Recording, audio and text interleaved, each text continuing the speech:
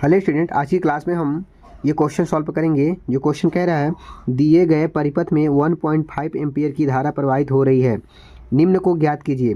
ये जो हमारे पास ये फिगर दिया हुआ स्टूडेंट आप देख सकते हैं, इसमें हमें ज्ञात करना है प्रतिरोध आर का मान, ए व बी के बीच विभवांतर ज्ञात करना है, यानी कि बिंदु ए और बिंदु बी के बीच क्या है, विभवांतर भी ज्ञात करना है।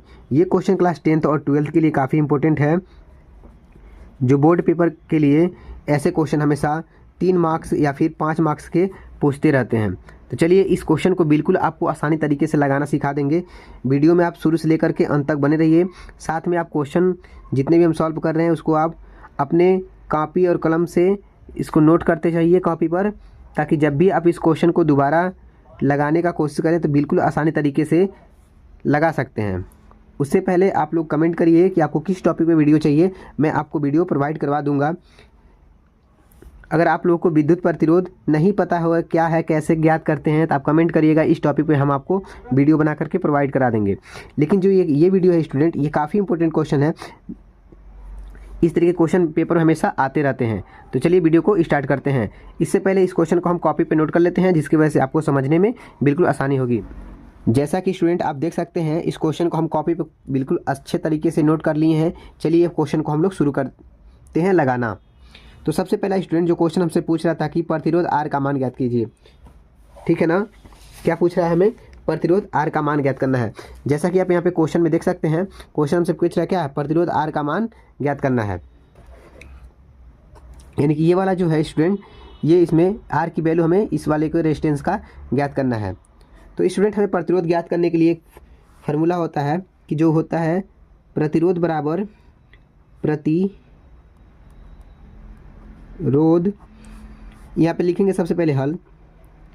स्टूडेंट जैसे हम बता रहे हैं आप वैसे ही सॉल्व करिएगा, जिसके वजह से आपको 5 में का 5 मार्क्स आसानी से बोर्ड पेपर में मिल जाए। बिल्कुल आपको ऐसे ही लिखना है। तो प्रतिरोध बराबर होता है स्टूडेंट प्रतिरोध का विभवांतर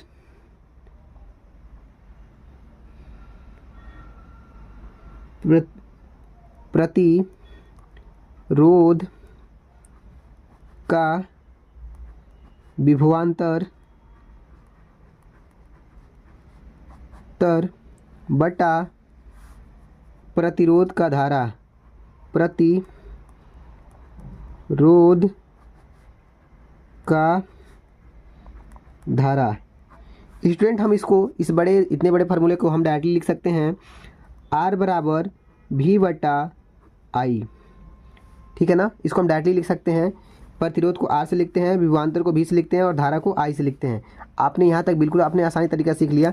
हम इसी वाले रेजिस्टेंस का मान यानी कि इसी वाले प्रतिरोध का मान हम ज्ञात कर रहे हैं।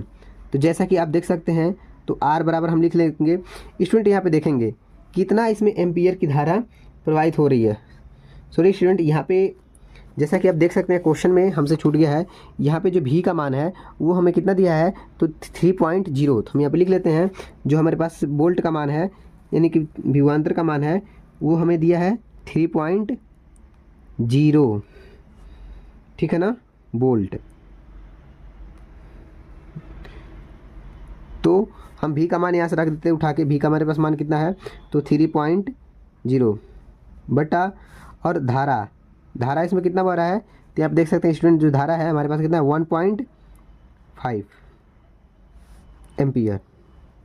आप यहाँ तक देख सकते हैं। फिर इसके आगे हम सॉल्व करते हैं स्टूडेंट।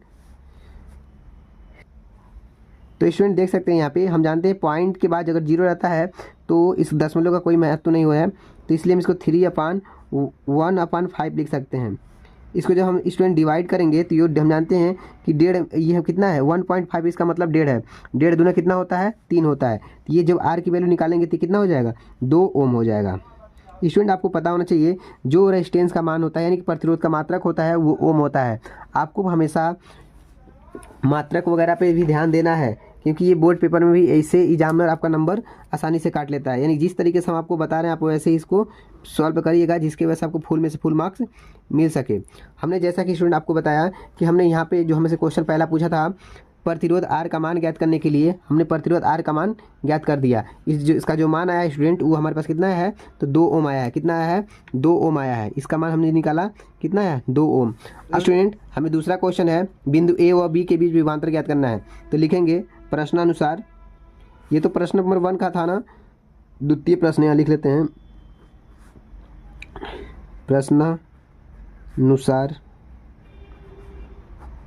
प्रश्नानुसार A व B के बीच विभवांतर,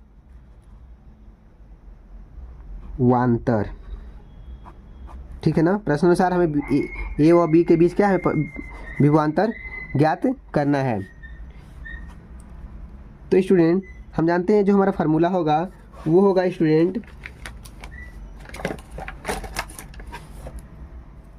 स्टूडेंट, इसका फार्मूला वो होगा विभवांतर बराबर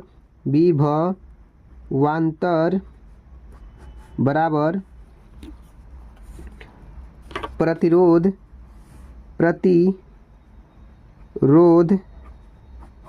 गुणे धारा। क्या होगा, प्रतिरोध गुणे धारा,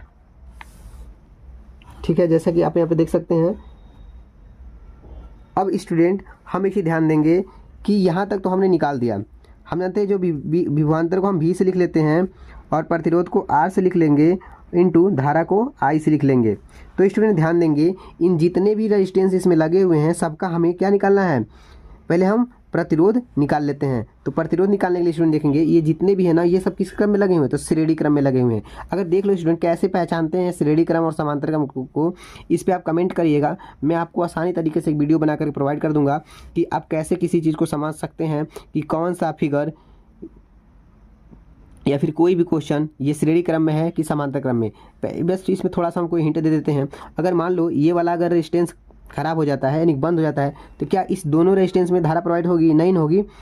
तो ये किस प्रकार का हो जाएगा, श्रेणी क्रम। श्रेणी क्रम कहता है कि मैं अगर एक रास्ता बंद हो जाऊं तो आप दूसरे स्थान तक नहीं जा सकते। जैसे कि हम यहाँ देख सकते हैं बिंदु A से लेकर के बिंदु B तक अगर हमने ये रास्ता बंद कर दिया, यानी कि ये वाला रेजिस्टेंस बंद कर दिया धारा, तो क्या इन दोनों रेजिस्टेंस में धारा जाएगी, नहीं न जाएगी, यहीं पर रुक जाएगी। इसलिए हम ऐसे पहचान सकते हैं कि हमारे पास कौन सा क्रम हो जाएगा, ये हमारे पास श्रेणी क्रम हो जाएगा। तो स्टूडेंट हम श्रेणी क्रम से इसका प्रतिरोध हम ज्ञात कर देते हैं। तो श्रेणी क्रम से लिख लेंगे स्टूडेंट, श्रेणी क्रम से, ठीक है ना स्टूडेंट। तो श्रेणी क्रम से जो फार्मूला होता है स्टूडेंट वो होता है R बराबर R1 plus R2 plus R3। तो स्टूडेंट हम चाहें तो R1 R2 R3 लिख रहे हैं। जैसे कि हम देखो 1 2 3 ही है ना, तो हम इसलिए 3 ही लिख रहे हैं। अगर ज़्यादा होता तो ज़्यादा लिखते हैं।